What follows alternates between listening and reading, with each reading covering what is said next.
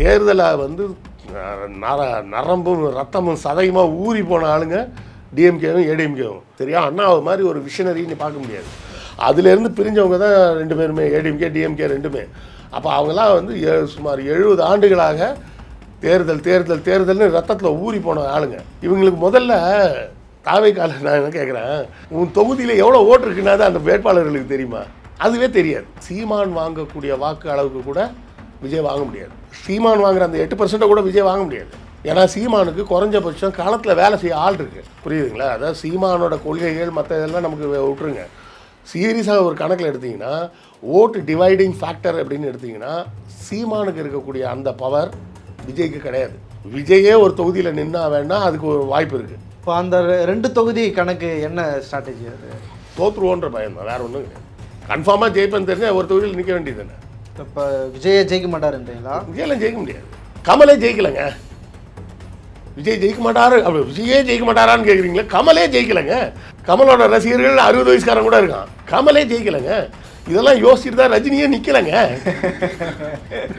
நீங்கள் ஓட்டு போடுங்க, நான் முதலமைச்சர் ஆன பிறகு உங்கள் வீடுகளுக்கு வருவேன்னு சொல்லியிருக்காரு. தேர்தல் பிரச்சாரத்துக்கு வருவேன்லாம் அவர் சொல்லவே இல்லை. நீங்கள் சும்மா உங்களுக்கு விஜய் பிடிக்காதுன்றதுக்காகவே மாற்றி மாற்றி பேசக்கூடாது.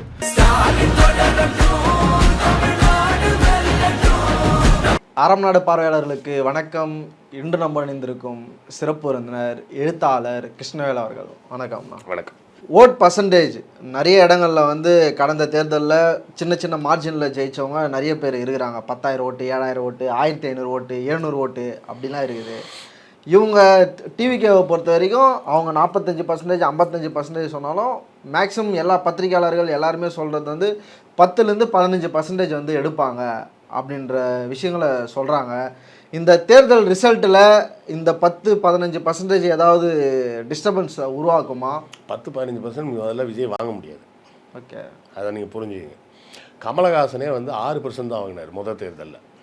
கமலஹாசன், நம்ம நேர்மையாக பேசணும், கமலஹாசன் 6% தான் வாங்கினார். விஜயகாந்த் முதல் தேர்தல்லையே நல்ல பர்சன்டேஜ் வாங்கினார். வாங்கி ஒரு சில சீட்டை ஜெயித்தார். அதனால தான் அடுத்த எலெக்ஷனில் ஜெயலலிதா வந்து கூட்டணியிலே சேர்த்துக்கிட்டாங்க. 29 சீட்டு கிட்ட ஜெயிச்சு எதிர்கட்சியாக வந்தார். விஜய்க்கு அந்த இது கிடையாது. விஜய்கிட்ட இருக்கிறது பூராமே யாருன்னா, விஜயோட மொத்த ரசிகர்கள்னு எடுத்திங்கன்னா அதில் பாதி பேருக்கு மேலே ஓட்டு போடுற வயசே வரல. ஸோ அந்த கூட்டத்தை பார்த்து முடிவு பண்ண முடியாது. அதான் சொல்ல, பாதி பேருக்கு மேலே ஓட்டு போடுற வயசே கிடையாது. இப்போ என் பையன் விஜய் ரசிகர், அவனுக்கு ஆகஸ்ட் மாதம் தான் 18 வயசே ஆக போகுது. அவன் எங்கே ஓட்டு போட போகிறானா? புரியுதுங்களா? பாதிக்கு மேற்பட்டவர்களுக்கு ஓட்டு போடுற வயசே கிடையாது. விஜய் ரசிகர்களோட அதிகபட்சமான வயசோட பிராக்கெட்டே எங்கே நிற்கிதுன்னா 35 வயசுக்கு மேலே கிடையாது. 35-40 40க்கெலாம் போக முடியாது. 35 தான் சீலிங்கு. 40 வயசு ஆயிடுச்சுன்னா ஆயிருந்ததுன்னா அவன் வந்து விஜய் ரசிகராக இருக்க மாட்டான். ஏன்னா அவன் வந்து என்ன பார்த்துருப்பான்னா, விஜயோட விஷ்ணு, கோயம்புத்தூர் மாப்பிள்ளை படம்லாம் பார்த்துருப்பான். அதனால் அவனுக்கு விஜய் யாருன்னு தெரியும். அவன் 40 வயசுக்காரன் விஜய் ரசிகராக இருக்க மாட்டான். விஜய் படம் பார்க்குறவனாக இருப்பான், விஜய் ரசிகராக இருக்க மாட்டான். 35 வயசு, அதாவது நீங்கள் வந்து 21 வயசுலேருந்து 35 வயசுன்னு பார்த்தீங்கன்னா ஒரு 15 வருஷம் உள்ள வயசு உள்ளவங்க பசங்க மட்டும்தான் இந்த பிராக்கெட்டுக்குள்ளே வர்றாங்க. இவங்களில் தீவிரமான கட்சிக்காரங்கள்லாம் இருப்பாங்க. அவங்கெல்லாம் பாரம்பரியமாகவே அவங்க குடும்பமே ஏடிஎம்கேல இருப்பாங்க, அவங்க குடும்பமே டிஎம்கேல இருப்பாங்க, அவங்க குடும்பமே பாஜகவில் இருப்பாங்க. அவங்கெல்லாம் விஜய்க்கு ஓட்டு போட மாட்டாங்க.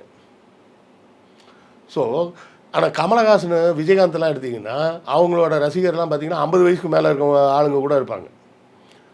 அப்படி இருக்கும்போது கமலஹாசனே 6% தான் வாங்க முடியுது அப்படின்னு சொன்னால் விஜயால் எவ்வளோ வாங்க முடியும்?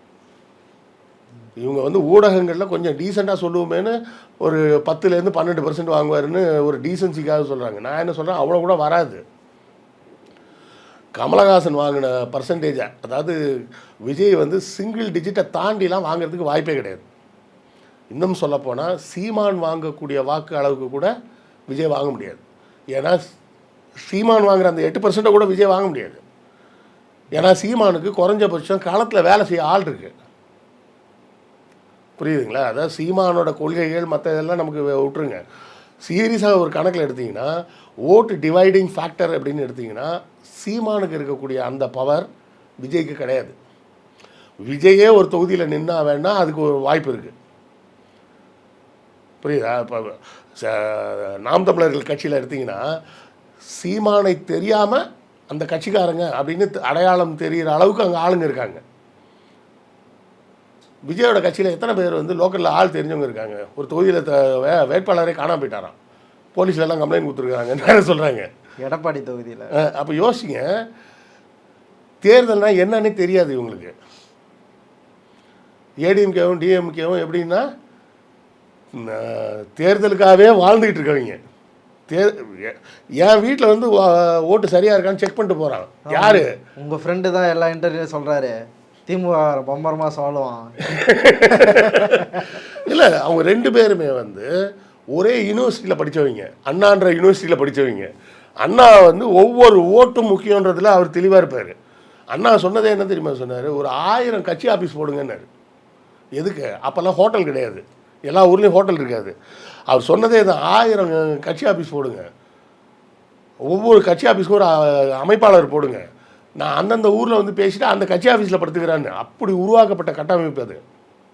சரியா? அண்ணாவை மாதிரி ஒரு விஷனரின்னு பார்க்க முடியாது. அதுலேருந்து பிரிஞ்சவங்க தான் 2 பேருமே, ஏடிஎம்கே டிஎம்கே 2மே. அப்போ அவங்களாம் வந்து சுமார் 70 ஆண்டுகளாக தேர்தல் தேர்தல் தேர்தல்னு ரத்தத்தில் ஊறி போன ஆளுங்க. இவங்களுக்கு முதல்ல தாவைக்கால நான் என்ன கேட்குறேன், உன் தொகுதியில் எவ்வளோ ஓட்டு இருக்குன்னா தான் அந்த வேட்பாளர்களுக்கு தெரியுமா? அதுவே தெரியாது. இல்லை, டூல் கிட்லாம் கொடுத்துருக்குறாங்க. அந்த டூல் கிட்ட வந்து எனக்கு விஜய் தான் பிடிக்கும், என் புருஷனோட அந்த டூல் கிட்ட சொல்கிறீங்களா இல்லை வேறு டூல் கிட்ட சொல்கிறீங்களான்னு எனக்கு தெரியல. இவங்களுக்கு எலெக்ஷனை பற்றி ஏபிசிடி கூட தெரியாதுமா. சீமானுக்காவது தெரியும், பாஜகவுக்கு தெரியும்னாலும் அதை எக்ஸிக்யூட் பண்ண ஆள் கிடையாது. தேர்தலை வந்து நரம்பும் ரத்தமும் சதையுமாக ஊறி போன ஆளுங்க டிஎம்கேவும் ஏடிஎம்கேவும். ஒரு எம்எல்ஏட்ட கேட்டால், ஐயா உங்கள் தொகுதியில் இந்த வார்டில் அப்படின்னு கேட்டால் அவர் சொல்லுவார், அந்த வார்டா நீங்கள் மாறி பண்ணிட்ட கேளுங்க, அவருக்கு ஃபுல் டீட்டெயில் வச்சுருப்பார் அப்படிம்பாங்க. அவருக்கு எந்த வார்டில் யார் அங்கே பூத்தை மெயின்டைன் பண்ணுறாங்கன்ற ஆள் வர எம்எல்ஏ கேண்டிடேட்டுக்கு தெரியும். இது டிஎம்கேல மட்டும் இல்லை, ஏடிஎம்கேலையும் தெரியும். அந்த கரெக்டாக சொல்லுவாங்க. வந்து எங்கள் வீட்டில் வந்து கணக்கெடுக்க வர்றான், அவன் சொல்கிறான், ஆனால் இவர் மட்டும்தானே இங்கே ஓட்டு கூட வந்த ஆள்கிட்ட சொல்கிறான். எப்படி சொல்கிறப்பான்னு, மீதி இருக்க எல்லாருமே இப்போ 1.5 வருஷம் 2 வருஷம் முன்னாடி வந்தவங்க, இவர் மட்டும்தான். நான் 20 வருஷமாக அங்கே தான் இருக்கிறேன்னு வச்சுக்க. மீதி எல்லாமே இது ஒரு வீடு ஹிந்திக்காரங்க இருக்காங்க, அவங்களுக்கு ஓட்டு கிடையாது. மற்ற எல்லாருமே இங்கே குடி வந்தே 2 வருஷம் தான் ஆகுது. 1ஆம் நம்பரில் ஒரு வீடு இருக்குது, அவர் மட்டும் கொஞ்சம் குடி வந்து ஒரு 6-7 வருஷம் ஆகுது. அவங்க வீட்டில் ஆள் இல்லை, இங்கே மட்டும் செக் பண்ணால் போதும், மற்ற வீடெல்லாம் செக் பண்ண. அவன் எவ்வளோ கணக்கு பண்ணி வச்சுருக்கான் பாரு. எங்கள் ஏரியாவில் கிட்டத்தட்ட ஒரு 700 வீடு அப்பார்ட்மெண்ட்ஸ் இருக்குது. 700 வீடுன்னு வச்சுக்கோங்க. அதில் எங்கள் அப்பார்ட்மெண்ட்ஸில் 12 வீடு இருக்குது. அந்த ஏடிஎம்கேக்காரனுக்கு வந்தவன் டிஎம்கேக்காரன் கிடையாது, வந்தவன் ஏடிஎம்கேக்காரன். அவன் சொல்கிறான், இந்த 12 வீட்டில் இந்த 2 வீட்டில் தான் ஓட்டு போடுற ஆளுங்க, மிச்சம் 10 வீட்டில் ஓட்டு போடுற அவங்களுக்கு ஓட்டு இங்கே இருக்காது. எலெக்ஷன் இப்போ வருது, அவன் எப்போ செக்கிங் வந்தான்னா 2025 வந்துட்டான். இவங்க எலெக்ஷனை அறிவித்ததுக்கப்புறமும் இன்னும் தாவைக்கால பிரச்சாரத்துக்கே போகாமல் இருக்காங்க. அவன் எப்போ வரான்? 2025 நவம்பர்லேயே வந்து ஓட்டெல்லாம் செக் பண்ணிட்டு போகிறான் கரெக்டாக. இவங்கெல்லாம் இருக்காங்க இருக்காங்க இருக்காங்க அப்படின்னு. இல்லை மாறிடுச்சா? அப்போ நல்லா யோசிங்க. தேர்தல்ன்றது வந்து ஏடிஎம்கே ஏன் மற்ற கட்சியால் உள்ளே வர முடியாது அப்படின்னு சொன்னால், இவங்க 2 பேரும் அவ்வளோ ஸ்ட்ராங்கு. அந்த எலெக்ஷன் செட்டப்புன்றதில் அவ்வளோ ஸ்ட்ராங்கு. அப்படி இருக்கும்போது விஜய் எப்படி இருக்காப்புல, பெரம்பூரில் வந்து எனக்கு 52 வயசுன்னு எழுதி கொடுக்குறாப்புல, திருச்சியில் போய் எனக்கு 51 வயசுன்னு எழுதி கொடுக்குறாப்புல. இப்போ அந்த 2 தொகுதி கணக்கு என்ன ஸ்ட்ராட்டஜி? அது தோற்றுருவோன்ற பயம் தான், வேறு ஒன்றும் கிடையாது. கன்ஃபார்மாக ஜெயிப்பேன்னு தெரிஞ்சால் ஒரு தொகுதியில் நிற்க வேண்டியது தானே. இப்போ விஜயை ஜெயிக்க மாட்டாருன்றீங்களா? விஜயெல்லாம் ஜெயிக்க முடியாது, விஜயெல்லாம் ஜெயிக்க முடியாதுங்க. கமலே ஜெயிக்கலைங்க. விஜய் ஜெயிக்க மாட்டாரு, அப்படி விஜயே ஜெயிக்க மாட்டாரான்னு கேட்குறீங்களா? கமலே ஜெயிக்கலைங்க. கமலோட ரசிகர்கள் 60 வயசுக்காரன் கூட இருக்கான். கமலே ஜெயிக்கலைங்க. இதெல்லாம் யோசிச்சுட்டு தான் ரஜினியே நிற்கலைங்க. இதெல்லாம் யோசிச்சு தான் ரஜினியே நிற்கலை. ரஜினி வந்து கடைசியாக கேட்டது என்னென்னா, எல்லாரும் சொல்கிறாங்களே பேசாமல் நின்று ஆரம்பிச்சிருவோமா அப்படின்றப்ப ஒரு குறிப்பிட்ட பத்திரிகையாளர்லாம் கூப்பிட்டு கேட்குறாரு. அப்போ அவங்கெல்லாம் சொன்ன விஷயம் என்னென்னா, நிற்கலாங்க, ஒன்றும் பிரச்சனை இல்லை, நீங்கள் Tamil Nadu super star, Amitabh Bachchan all India super star, அவர் அரசியலுக்கு போய் என்ன பாடுபட்டாருன்னு யோசிங்க. அவ்வளோ கடன் ஆகி கடைசியில் அவர் எலெக்ஷனை விட்டே வெளியே போய் வரப்போகிற சினிமா எது கேபிசி கேட்பரி சாக்லேட் கொண்டா ஏதாவது அட்வர்டைஸ்மெண்ட்டாக கொண்டான்னு கையெழுத்து போட்டு காசை வாங்கி கடனை பூரா அடைச்சார். அந்த மாதிரி தேரில் விட்ட மாதிரி விட்டுருவாங்கன்னா பார்த்துக்குங்க அப்படின்னு ஒன்று தான் ரஜினி கம்முன்னு வெளியே போயிட்டார். இப்போ பாருங்களேன், விஜய் வந்து கிட்டத்தட்ட முட்டுச்சந்தில் மாட்டின மாதிரி நிற்கிறாப்புல. ஜனநாயகன் படம் வராது, இனிமேல் வந்தாலும் அது ஓடாது. ஏன்னா அதோட ஹைப்லாம் போயிடுச்சு.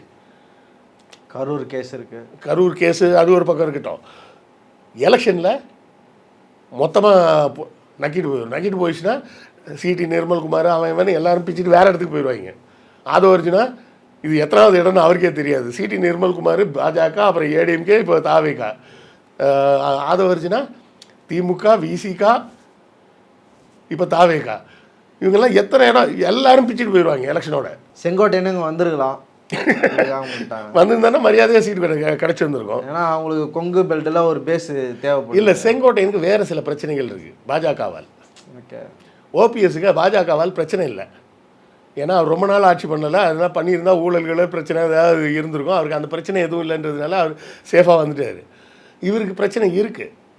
பிரச்சனை என்ன இருக்குன்னா கேஸ் இருக்குது. கேஸ் இருக்கிறவங்க பூரா பாஜக சொல்கிற கட்சிகளில் போய் சேர்ந்துக்கிறாங்க. அவ்வளோதான் விஷயம். எலெக்ஷன் முடிஞ்சதுக்கப்புறம் பார்த்தீங்கன்னா புசி ஆனந்தே விஜய் கூட இருப்பாரான்னு சொல்ல முடியாது. மேக்ஸிமம் புசி ஆனந்த் மட்டும் வேணால் விஜய் கூட இருக்கலாம், மற்ற எல்லாரும் போயிடுவாங்க. அவங்களுக்கு அதோட வேலை முடிஞ்சு போச்சு. அவங்களுக்கு ஃப்ரெண்டு ராஜ்மோகன், ஆதவ அர்ஜுனா இருந்தால் தானே ராஜ்மோகனுக்கு காசு கொடுப்பாங்க. ஓகே, ஆதவ அர்ஜுனாவே போயிட்டாருன்னா அப்புறம் ராஜ்மோகனுக்கு யார் பேமெண்ட் கொடுக்குறது? ஸோ ஆட்டோமேட்டிக்காக ஃப்ரெண்டெல்லாம் இல்லைப்பா, அவர் தெரியும்ப்பா, அவ்வளோதான்ப்பா. ஒருத்தர் தெரியும், பார்த்தா ஹலோ ஹாய்ன்னு சொல்கிற அளவுக்கு தெரியும்னா உடனே ஃப்ரெண்டுன்றதா? பொது வெளியில் தப்பாக நினச்சிட போகிறாங்க நம்மளை. இந்த தேர்தல் அதாவது இப்போ இந்த தேர்தலில் விஜய் பண்ணியிருக்க வேலை என்னது? முதல்ல ஜெயலலிதா ஒன்று பண்ணாங்க தெரியுமா? அவங்க மேலே கோர்ட் கேஸ் இருக்குது, இது தீர்ப்பு கொடுத்துட்டாங்க. அவங்க எலெக்ஷனில் நிற்க முடியாது. எலெக்ஷனில் நிற்க முடியாதுன்னு சட்டப்படி அவங்களுக்கு தெரியும்.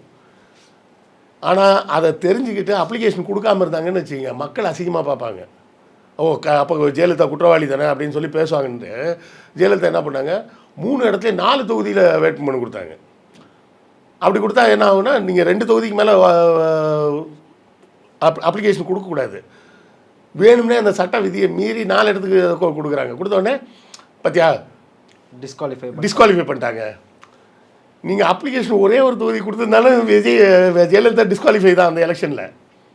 அப்போ தான் இந்த டான்சி வழக்கு நடந்த டைமு. ஸோ இப்படி ஒரு வேலையை தான் விஜய் பண்ணி வச்சுருக்கிறாப்புல. ஏன்னா நின்று தோற்றுருவோம் அப்படின்னு விஜய்க்கு தெரியும். அதனால் பெரம்பூரில் ஒன்று, திருச்சியில் ஒன்று. அப்போ ரசிகர்கள்லாம் என்ன சொல்லிட்டு இருக்காங்கன்னா, 2த்தையும் அவர் ஜெயிப்பார் அப்படின்னு. கொஞ்சம் மாடரேட்டாக உள்ளவங்க 2ல் ஏதாவது ஒன்றில் ஜெயிச்சிருவார்ல அப்படின்றாங்க. சீமானே வந்து இந்த காளியம்மாவை என்ன பாடுபடுத்தினாப்புல. கடைசியில் அவங்க கோச்சிக்கிட்டு மொத்தமாக அரசியல் விட்டே போன மாதிரி போயிட்டாங்க. நடுவில் ஏடிஎம்கே போகிறாங்க, தாவேகா போகிறாங்க அப்படின்லாம் எல்லாரும் சொல்லிகிட்டு இருந்தாங்க. கடைசியாக அவங்க என்ன பண்ணாங்க, ஏடிஎம்கேல போய் சேர்ந்துட்டாங்க. இப்போ அதாவது ஒரு தமிழர் தலைமையை தான் தேர்ந்தெடுக்கணும். விஜய் தமிழர் இல்லையா? அப்போ உண்மையிலே விஜய் தமிழர் கிடையாது. அவங்க அப்பாவும் அம்மாவும் ஹைதராபாத்லேருந்து இங்கே வந்தவங்க. அது அவங்க அப்பாவே ஒரு பேட்டியில் கொடுத்துருக்கிறாரு. சரியா? அது வந்து வசதியாக அண்ணன் சீமானுக்கு கண்ணு தெரியாது. கேட்டால் என்ன சொல்லுவார், கலைஞர் வந்து ஓங்கோல்லேருந்து வந்தாங்க. அவங்க எப்போ வந்தாங்கன்னா 8 தலைமுறைக்கு முன்னாடி வந்தாங்க. அவர் தெலுங்கர். ஆனால் விஜயோட அப்பா அம்மாவே ஹைதராபாத்லேருந்து இங்கே குடிபெயர்ந்து வந்தவங்க, அவங்க தமிழர் தான். புரியுதா உங்களுக்கு? இந்த லாஜிக் வந்து உங்களுக்கு யாரை தமிழர் யார் தமிழர் இல்லைன்னு சொல்கிறதுக்கு சில அளவுகோல்கள் வச்சுருக்கிறாங்க. இப்படி ஒரு கான்செப்ட் இருந்தாலும் சீமான் வந்து இப்போ சொல்கிறது பூராமே எல்லாம் உலகத்தில் எங்கேயுமே நடக்காத ஒரு விஷயத்த சொல்லுவாப்புல. ஆனால் கேட்டவுடனே மக்கள் வந்து குஷி ஆகிடுவாங்க. விவசாயிகளெல்லாம் அரசு பணியாளர் ஆக போகிறேன். விவசாயத்தில் எப்படா வேலை இருக்குது? விதைக்கிறப்பவும் அறுக்கிறப்பவும் தான் வேலை இருக்குது. நடுவில் என்ன வேலை இருக்குது? இலவசத்தை எதிர்ப்போம், மகளிர் உரிமை தொகை கொடுக்கக்கூடாது, விவசாயிகளை அரசு ஊழியராக்கிடுவோம். அப்போது ஒரு வருஷத்தில் மொத்தமே 4 மாதம் தான் அவங்களுக்கு வேலை இருக்கும். மிச்சம் 8 மாதம் சும்மாவாக சம்பளம் கொடுப்பேன். அதுக்கு பேர் இலவசம் இல்லையா? அந்த கேள்வி கேட்கலாம்ல. அப்போ சீமான் பேசுகிறதெல்லாம் நம்ம வந்து ஒரு பொருட்டாக எடுத்துக்க வேண்டிய அவசியமே கிடையாது. ஏன்னா நான் ஜெயிக்க போகிறேன் அப்படின்னு தெரிஞ்சால் தான் செய்யக்கூடிய வேலைகளை சொல்ல முடியும். நான் ஜெயிக்கவே மாட்டேன்னு எனக்கு நல்லா தெரியும். அப்போ செய்ய முடியாத எதை வேணாலும் கமிட் பண்ண வேண்டியது தானே. இப்போ விஜய் சொல்லியா எல்லாருக்கும் நான் வீடு வாங்கி தருவேன், எல்லாருக்கும் கார் வாங்குறது லட்சியம், ஆனால் பைக்கு கண்டிப்பாக வாங்கி கொடுத்துருவேன். இல்லை விஜய் வந்து கார்னர் பண்ணுறாங்களோ, வந்து தேர்தல் பிரச்சாரத்துக்கு வந்து அனுமதி தர மாட்டேன்றாங்க. இப்போ நியூஸ் பேப்பரில் வந்து ஒரு லிஸ்ட் வருது, மு.க. ஸ்டாலின் அவர்கள் தஞ்சாவூரில் பிரச்சாரம், எடப்பாடி கோயம்புத்தூரில் அப்படின்னு எல்லா தலைவருக்குமே, சீமானு முக்கியமான பேச்சாளர்கள் எல்லாருக்குமே. கீழே கடைசியாக விஜய்னு போட்டு ஓய்வு பனையூர்னு போட்டுருக்குறாங்க. அதாவது ரெண்டு விஷயம், இவங்களுக்கு வந்து இந்த சிஸ்டம்னா என்னன்றது தெரியாது. சிஸ்டம் அண்ட் ப்ராசஸ்னு ஒன்று இருக்குது. ஒரு அமைப்பு, அதுக்கான செயல்பாடு அப்படின்றது தான் சிஸ்டம் அண்ட் ப்ராசஸ் அப்படிம்பாங்க. சீமான் வந்து என்ன உளறி கொட்டிகிட்டு இருந்தாலும், சீமானோட தேர்தல் பயணங்கள் கூட தேர்தல் அறிவிக்கப்பட்ட தேதியிலேருந்து 21ஆம் தேதி வரை, ஏன்னா 23 எலெக்ஷன்னா அதுக்கு ஒரு நாள் கூல் டவுன் பீரியடு, 21ஆம் தேதி ராத்திரி 10 மணியோட பிரச்சாரம் முடிக்கணும். சீமான் முதற்கொண்டு எல்லா கட்சியிலையும், திமுகன்னு மட்டும் சொல்ல வரல, திமுக, அதிமுக, பாஜக, தமிழ் மாநில காங்கிரஸ் கூட வச்சுங்க. ஆக்சுவலாக சீமானை வந்து பேசவே கூடாது, பேசினா செத்துருவீங்க அப்படின்னு சொல்லியிருக்கிறாங்க. ஆனாலும் அவர் பேசிட்டு தான் இருக்கு. சீமான் முதற்கொண்டு எல்லாரும் ஷெட்யூல் போட்டு அவங்க கேட்குறதே என்ன சொல்கிறாங்க, 48 ஹவர்ஸ்க்கு முன்னாடி நீங்கள் எழுதி கொடுத்தா போதுன்றாங்க. முன்னாடிலாம் எப்படி இருக்கும்னா பிடபிள்யூடியில் வேறு அப்ரூவல் வாங்கணும். முன்னாடி வந்து எப்படி இருக்குன்னா பிடபிள்யூடியில் அப்ரூவல் வாங்கணும், காவல்துறையில் என்ஓசி வாங்கணும், 2 பேர்ட்டையும் என்ஓசி வாங்கி அந்த என்ஓசியோடு சேர்த்து தான் அப்ளிகேஷன் கொடுக்கணும். இப்போ அதெல்லாம் கூட இல்லை, நேராக சரல் ஃபார்ம்னு சொல்லிட்டு நேராக போட்டாங்க. அந்த வெப்சைட்டில் போய்ட்டு நீங்கள் ஃபார்மை ஃபில்அப் பண்ணி கொடுத்தீங்கனாலே போதும், உடனே ஆன்லைன்லேயே அவங்க அப்ரூவலும் கொடுத்துட்றாங்க. இவருக்கு விஜய் மட்டும் எப்போ கொடுக்குறாரு, நான் நாளைக்கு இங்கே போகணும், எனக்கு இப்போ பர்மிஷன் கொடுன்னு கேட்குறாப்புல. கேட்குறதே வந்து இப்போ சீமான் வர எல்லாரும் 21ஆம் தேதி வர பேச வேண்டிய ஊர் இடம் வர பர்மிஷன் வாங்கி வச்சுட்டாங்க. எங்கேயுமே அப்ளிகேஷனே கொடுக்காம இந்த ஆள் மட்டும் தான் உட்காந்துட்டு இருக்குது விஜய். அந்த அப்ளிகேஷனை வந்து ரிஜெக்ட் பண்ணுறாங்கன்ட்டு நாகாலாந்து ஆளுநருக்கு லெட்டர் எழுதுறாங்க, உள்துறை செயலாளருக்கு எதிரன்ட்டு. என்ன சொல்கிறதுன்னு எனக்கு தெரியல. எஸ்ஐஆர் நடந்தப்போ ஒரு கூத்து நான் பார்த்தேன், ஒரு வீடியோ. அப்ளிகேஷனை உட்காந்து ஒரு பையன் கலெக்ட் பண்ணிக்கிட்டு இருக்கானா என்ன பண்ணான்னு தெரில, வந்து எஸ்ஐஆர் ஃபார்ம் ஒரு 25 ஃபார்ம் கொண்டாந்து கொடுக்குறான் தேர்தல் அதிகாரிகிட்ட, அந்த பிஎல்ஓட்ட. அவர் என்ன சொல்கிறாரு, தம்பி இப்படிலாம் கொடுக்கக்கூடாது, அந்தந்த அப்ளிகேஷனை அவங்கவுங்க தான் கொண்டாந்து கொடுக்கணும், அவங்கள நாங்கள் நேரில் பார்க்கணும், அப்போ தான் வாங்க முடியும், இதுதான் நடைமுறை அப்படின்னு சொன்னோடனே அந்த பையன் என்ன தெரியுமா பண்ணா, இது திமுக சதி அப்படின்னு சொல்லிட்டு என்ன பண்ணான் தெரியுமா, அந்த 25 ஃபார்மையும் கிழிச்சு போட்டு போயிட்டான். நான் நேற்று ஒரு வீடியோ பார்த்தேன், மொத்த கிளாம்பாக்கம் பஸ் ஸ்டாண்டுக்கு நடந்து போயிட்டுருக்கான், பார்த்தா பேரிகேடு, உடனே அங்கே போராட்டம் பண்ணுறான். நான் பஸ் ஸ்டாண்டு போட மாதிரி என்னை பேரிகேடு போட்டு தடுக்கிறாங்க. ஏய் இது பஸ் ஸ்டாண்டா போடாது. இல்லை யோசிப்பாரு, 25 ஃபார்மை கிழிச்சு போட்டானே, அந்த 25 பேருக்கு ஓட்டு இல்லாமல் போச்சு. இல்லை இவன் என்ன பண்ணான், கிழிச்சு போட்டு விஜய் படம் பார்க்க போயிட்டான். குருவி ரீரிலீஸ், குருவி ரீரிலீஸ் பார்க்க போய்ப்பான். அப்போ இந்த அளவுக்கு தான் வந்து இதில். இதை விட இன்னொரு காமெடி என்னென்னா,